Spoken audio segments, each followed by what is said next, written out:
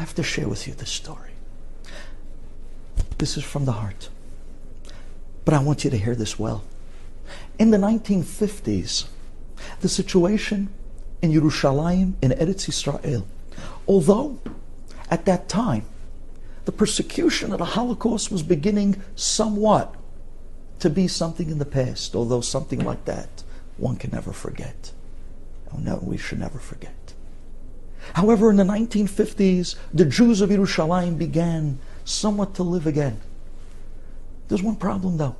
The famine. There was such a hunger at that time in Israel that there was nothing to eat. How so? To the extent, I just want to describe to you what a Shabbat table in Jerusalem in the 1950s looked like. Wine, they had barely a few drops. Chalot didn't exist. The bread was just a few crumbs of bread. On their table, there was simply vegetables and a little soup. Meat, chicken. Oneg Shabbat. No, that just wasn't. There was such a hunger, such a scarcity of food. It was at that time that the people couldn't believe it when one day a guy comes into shul in Yerushalayim and he announces, he says, people, I'm making a Siyum tomorrow night. And I'm telling you, there's going to be so much food. I want you to come and celebrate with me. I finished the Masechet. Come to my Siyum. And I do tell you, there's going to be a lot of food. When the people heard this, they heard Siyum, kol hakavod, but they heard the food. They said, we're coming. It's amazing how they say when people heard and the word got out that there was food at the coming Siyum, people came from all over Jerusalem in droves, mothers carrying their children just to give them a meal. That's the situation. That's how bad it was. The rabbi, he comes in, he looks around, he invites everybody into his home, and there he turns around and he says, come, take a look. They look at the table and they see that on the table there was every possible food that they once remembered existed. Food that they haven't seen in years. Oh, there was entrees and there was salads. There was cups of wine filled to the brim, along with the chicken that was being brought out, and then after that the meat. They just could not believe their eyes. A lavishing meal. People looked at the Messiah, the rabbi that was making the Sium, and they said, tell us, where did you get this food from? How did you afford this food? He said to the people, I spent my entire life saving up my pennies just for the Sium. The people looked at him and said, it looks like a Sheva Brachot. To us, this looks better than the weddings that we make for our daughters. What Masechet did you finish? He looked at them and he said, I finished Masechet Moed Katan. Moed Katan. The whole 18, 19 pages. And this is the Siyum that you're making on one of the smallest Gemarot, smallest Masechtot in Shas. And this is the lavishing Siyum, fit for a king, something greater than a wedding. The people looked at him. They said, can you imagine if we finish Ketubot? What he would have made? This is for Moed Katan? He says, yes. Wait, let me make the Siyum. And I'm going to tell you the story behind the Siyum. He went and he finished the Gemara, made the Siyum, and they began to bring out the food, and the people were blown away. And then he began to speak. And before he said a word, he looked around the room in silence. And suddenly the people saw that he started to pull up his sleeve, and he showed on his arm, there were the numbers. The numbers, those numbers that we all know, of a concentration camp survivor. And he turns to the people and he says, I was in one of the worst concentration camps. And at that time, there was a man there that everybody called him the Meshugana of the camp. The Meshuga, the Mejnun case. He was the crazy guy of the camp. Now, people thought due to the torture and the horrific, horrible things they went through, that this guy lost his mind. And the reason is because this guy He talked to himself day and night. Wherever he went, he talked to himself. Out in the fields in hard labor, he's talking to the shovels, he's talking to the rocks, he's talking to himself. And wherever he went, day and night, constantly, consistently, he doesn't stop talking to himself. And he says, we all thought he was crazy. He lost his mind. He went off. He totally lost it. Until one night.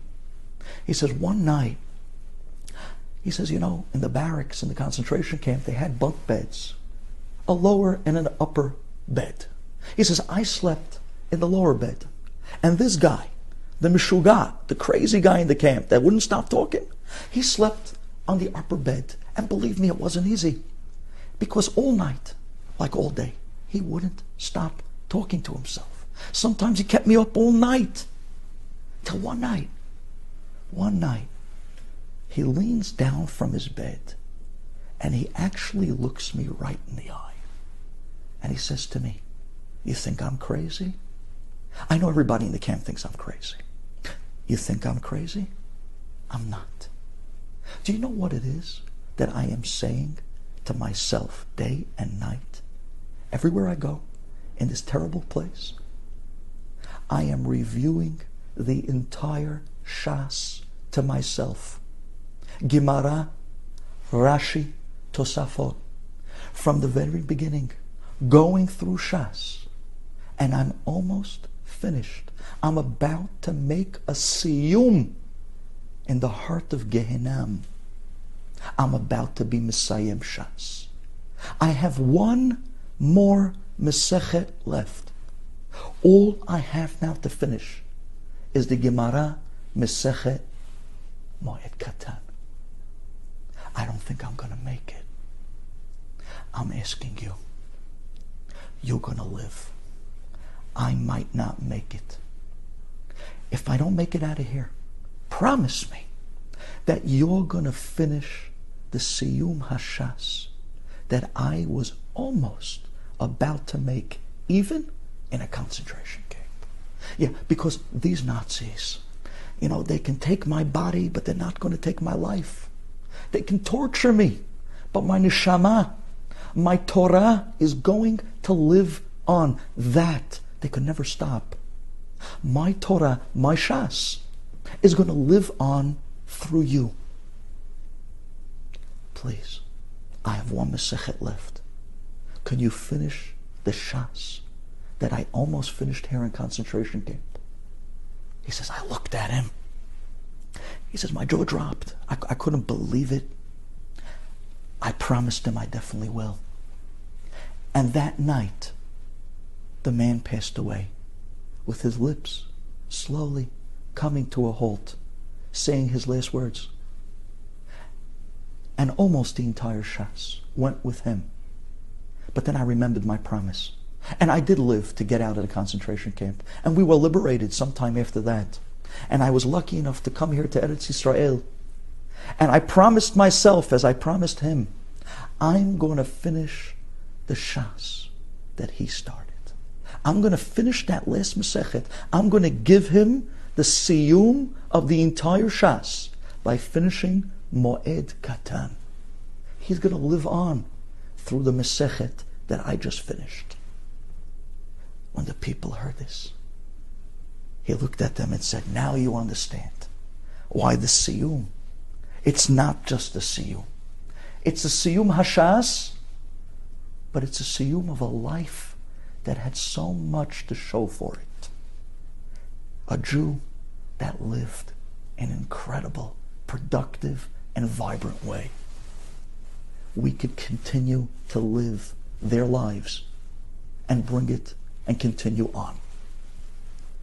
How important. The Mishnayot, it allows them to continue to live. How important we make classes in the memories of those that were deceased. Again, the Torah enables them and their teachings and what they stood for to live on. But more than anything, focus on their lives, their teachings and their lessons. Yaakov Avinu lo met.